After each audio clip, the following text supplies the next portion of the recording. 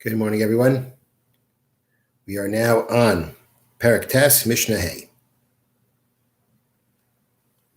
Meya Ligna Shal Truma.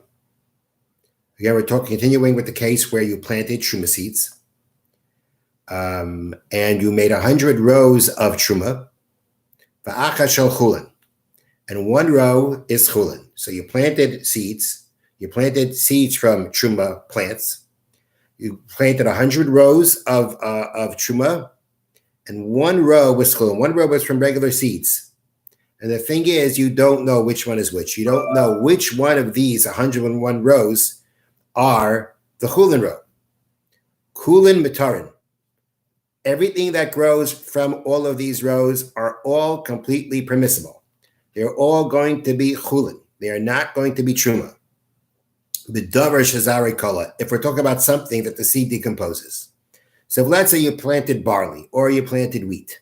100 rows of wheat, 101 rows, 100 of them were from kernels of truma. One of them was from chulin. You don't know which one is which. Here there is a leniency regarding the enactment of the sages that what grows from truma is truma. Once we can say that, when we look at any of these rows, we have the possibility of saying that any one of these rows could be the chulin one. The Rabbanan did not apply their enactment of what grows from truma is truma, even though we know 100 of them are truma rows. Nonetheless, being that one of them is chulin, we don't know which one of them. Each one of them could be chulin.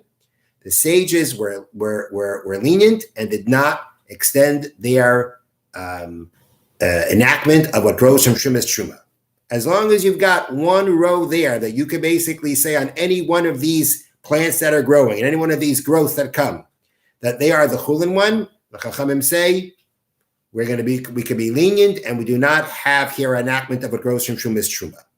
But they only said that by davar shazari kola, by a seed where the seed decomposes before it grows into the new one, such as by barley, such as by wheat. There, where basically the original parent plant, the original truma plants in this case, aren't there anymore, then once one of them were chulin, and we don't know which one of the chulin, each one of them we could have said is chulin, that's where the Chachamim were lenient, and they said, okay, what grows afterwards is not truma. If you know which one is which, there's nothing to talk about.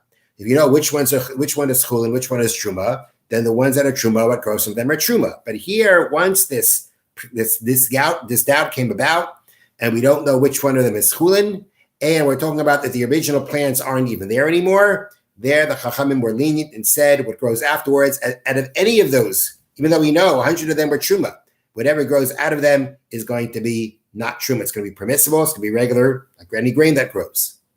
But if we're talking about something where the seed does not decompose, like an onion, where you plant the bulb and from that bulb grows more, in that situation, we say that no, since the original plant is still there, we can't say that because we don't know which one it is, that therefore whatever grows afterwards is chulin. We don't do that. Where the original plant is still there, we can't just go ahead and say, well, any one of them could be the chulin one, because you definitely have the original truma plants there. Therefore, the Chachamim there didn't feel that they can just ignore their original, that they could take off their original and their enactment of what grows from truma is truma. Now, this goes as far as the Mishnah concludes. Let's say the case was where you had the opposite, at 100 rows of chulin and one of truma.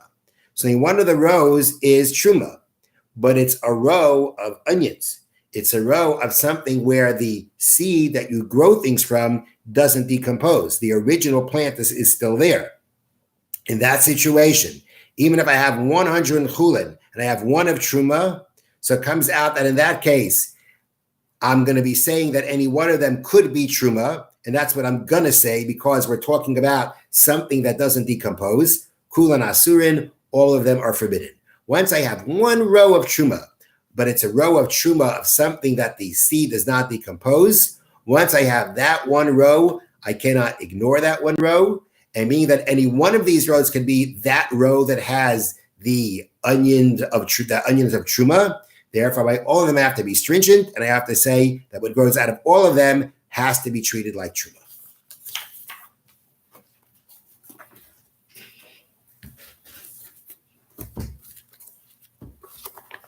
Okay, so yesterday we learned about the prohibition of cutting one's payas, one's sides, the temples. And that's talking about with a razor. Although the Chavetz Chaim doesn't speak it out as he does in the next mitzvah, but it is talking about with a razor or with a scissor that you're using it like a razor. Now, the next prohibition is shaloi lahashches pa'as hazaken, not to destroy or mar, or it means raise or shave the edge of the beard. Shenemar, as it states, you shall not destroy the edge of your beard. Now, what does the edge of your beard mean? There are 5 edges when it comes to one's beard. You get lashes for each and every one. If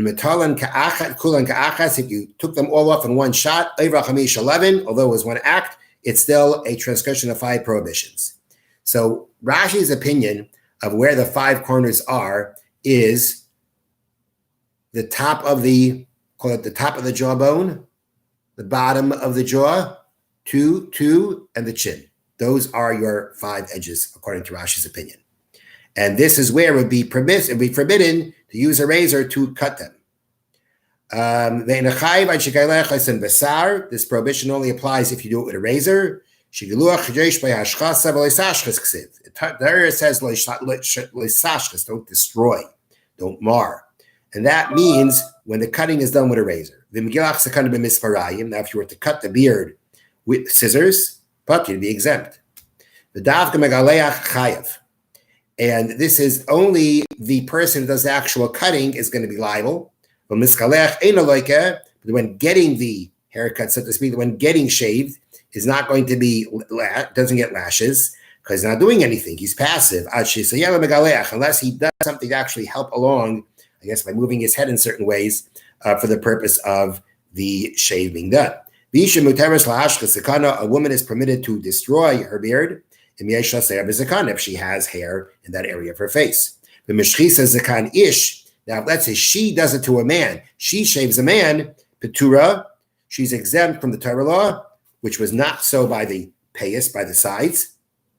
Well, Asura is forbidden to do, which would mean midrabanan according to rabbinic law. The Sefer Chinuch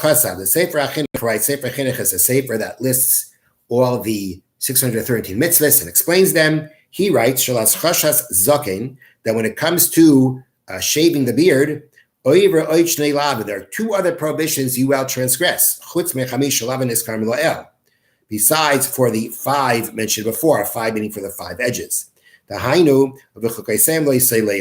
falls under, according to the Sefer Chinuch, it also falls under the prohibition of not to follow in the ways of the Gentiles, or the idolaters, which means apparently this kind of shaving was a act of what these idolaters did, and we're told not to follow in their ways.